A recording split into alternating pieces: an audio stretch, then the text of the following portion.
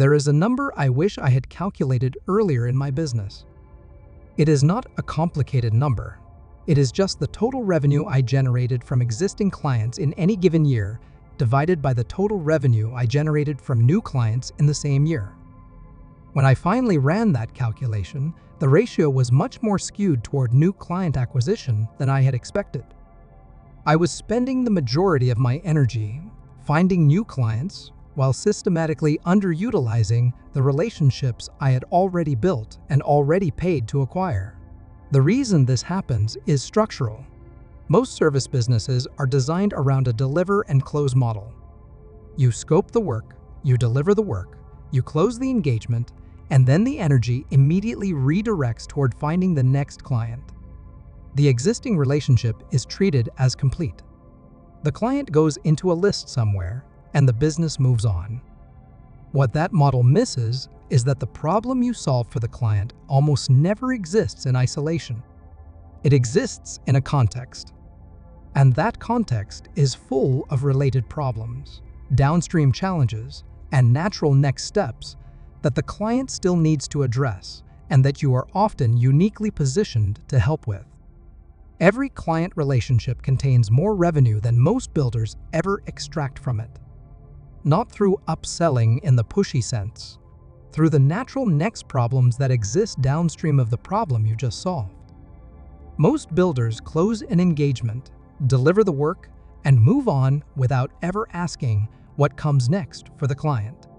That gap between the problem you solved and the problems that follow it is called relationship revenue lag, and it is one of the most consistently overlooked sources of growth in any service business.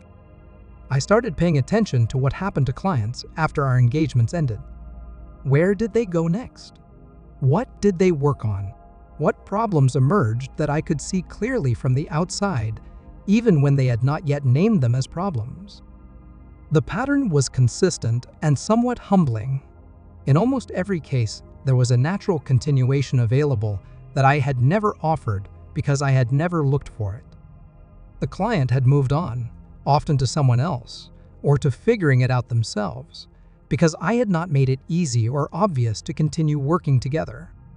Acquiring a new client costs significantly more than expanding an existing relationship. Most builders know this in the abstract, but behave as if every revenue opportunity requires a new client. They invest enormous energy in acquisition and almost none in expansion. The client who already trusts you has already experienced your work and already knows what it is like to have a problem solved by you is the easiest sale you will ever make. Most builders never make it because they never look for it. The reason they never look for it is partly habit and partly design. The habit is that service businesses are trained to think in projects and engagements rather than in ongoing relationships.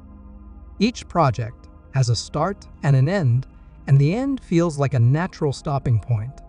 The design problem is that most service businesses have no formal mechanism for staying in contact with past clients in a way that surfaces new opportunities. No systematic follow-up, no regular check-in structure, no way of staying present in the client's world between engagements so that when a new problem emerges, the builder is already top of mind. Most service businesses are structured to deliver and close. Deliver the work, close the engagement, find the next client.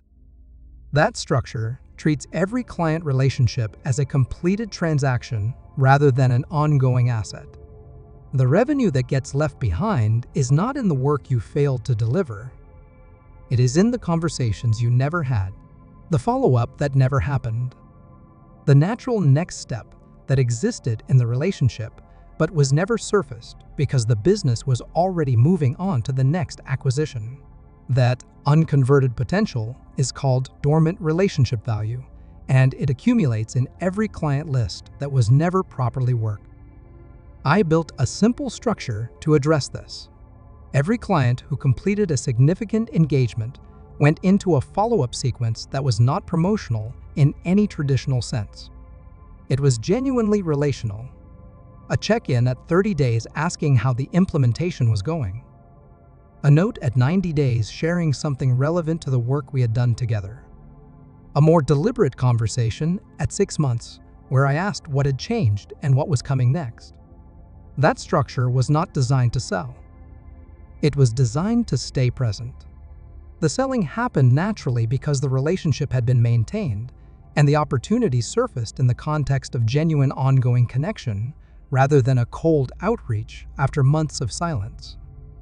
The revenue in your existing client relationships is not hypothetical. It is specific and it is waiting. The client who worked with you on one problem has 3 more that are adjacent to it. The client who experienced your work at one level of engagement might be ready for a deeper or more comprehensive version of what you offer. The client who referred you once would refer you again if the relationship was warm enough that referring felt natural rather than something that required them to remember you existed.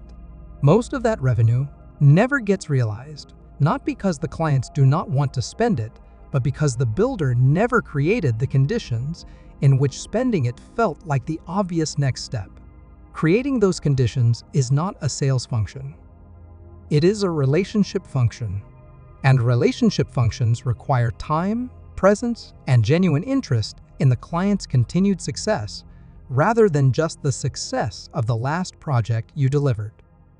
The revenue you are leaving in every relationship is not a failure of sales skill.